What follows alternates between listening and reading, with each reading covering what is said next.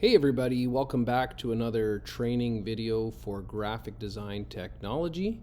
Today we're talking about required elements and why they are super important and very important that you double check that they're included. When you're reading through your booklet that you're going to get, your project booklet, you're going to see that we supply you with all the text and images that you're going to need within this project, and you can kind of pick and choose. However, once you get further down in the supplied elements, you're going to see this section here where we got different colored text. And the reason this is color coded is because black text is text that needs to be put into your document exactly as it is. Red text is not included. There are instructions for you in regards to layout.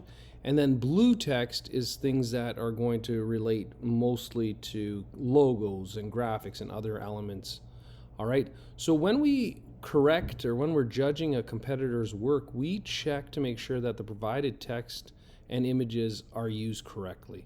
So for example, if I was to go through this and look at this quote, for example, if you were using this in your design, you can see that all this text is black, which means that it has to be used exactly as it is in the required document, or in the required elements, sorry. So even if you copy and paste, and let's say I accidentally missed this first quotation here, you would lose points for that. So it's very important that when you are editing your work, instead of just copying and pasting it directly into the final document, what you can do is you can cut the text out to make sure that there's no black text left behind in the document, and that'll ensure that if you see a period or a quotation or a number or something, you'll know right away if it's black, it should have been included in your document. So that's one little thing you could do.